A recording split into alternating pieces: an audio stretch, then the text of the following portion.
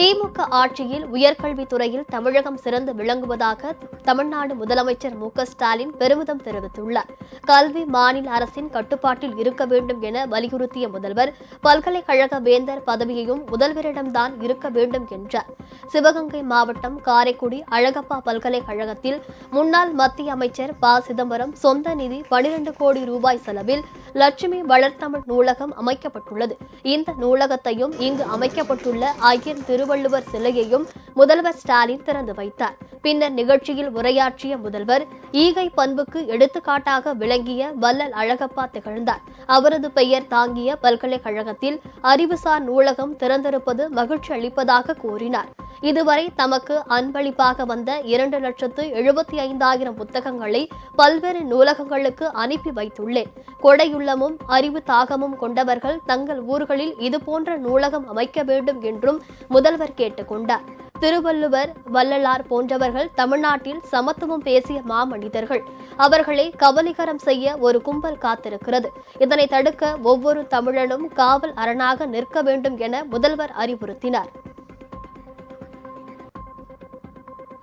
வள்ளுவரை யாரும் கபலீகரம் செஞ்சிடாம பார்த்துக்கணும். வள்ளுவர், வள்ளலார் போன்ற தமிழ் மண்ணில் சமத்துவத்தை பேசின மாமனிதர்களை களவாட ஒரு கூட்டமே இன்றைக்கு சிதை செஞ்சுக்கிட்டு இருக்கு. அதுக்கு எதிரான காவல் அரணாக ஒவ்வொரு தமிழரும் இருக்கணும். அடுத்து திராவிட இயக்கத்தோட வீரமிக்க கவிஞர் பாவேந்தர் பரம்பரை கவிஞர் கவியரசு முடியரசனார் அவருடைய பெயரை இந்த அரங்கத்திற்கு உங்கள் முன்னால் நாம் சூட்டி இருக்கிறோம். திமுக ஆட்சியில் செயல்படுத்தப்பட்ட புதுமை பெண் திட்டத்தால் கல்லூரிகளில் சேரும் மாணவிகளின் எண்ணிக்கை அதிகரித்துள்ளது. கடந்த 3.5 ஆண்டுகளில் 32 அரசு கலை அறிவியல் கல்லூரிகள் துவக்கப்பட்டுள்ளன. உயர்கல்வியை ஊக்குவிக்க மாணவர்களுக்கு பல்வேறு உதவித்தொகை வழங்கப்படுகின்றன. உயர்கல்வியில் இந்தியாவிலேயே தமிழ்நாடு முதன்மை இடத்தில் உள்ளது.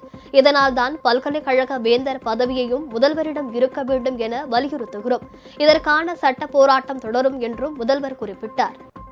ஒரு வேந்தர் பதவியில மக்களால் தேர்ந்தெடுக்கப்பட்ட முதலமைச்சர் இருக்கணும்னு நம்ம சொல்றோம். பள்ளி முதல் உயர்கல்வி வரை ஒவ்வொரு மாணவருக்கும் பார்த்து திட்டங்களை உருவாக்கி செலவு செய்வது மாநில அரசு.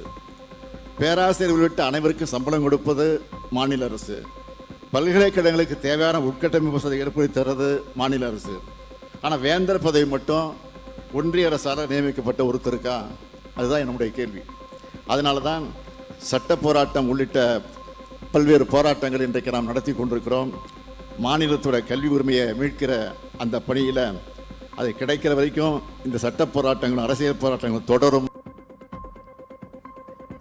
அமைச்சர்கள் கோவி செழியன், ரகுபதி, பெரிய கருப்பன், தங்கம் தென்னரசு, வெள்ளக்கோவில் சாமிநாதன், ராஜகண்ணப்பன், முன்னாள் மத்திய அமைச்சர் ப. சிதம்பரம், நாடாளுமன்ற உறுப்பினர் கார்த்திக் சிதம்பரம், பாடலாசிரியர் வைரமுத்து, பல்கலைக்கழக துணைவேந்தர் ரவி ஆகியோர் இந்த நிகழ்ச்சியில் கலந்து கொண்டனர்.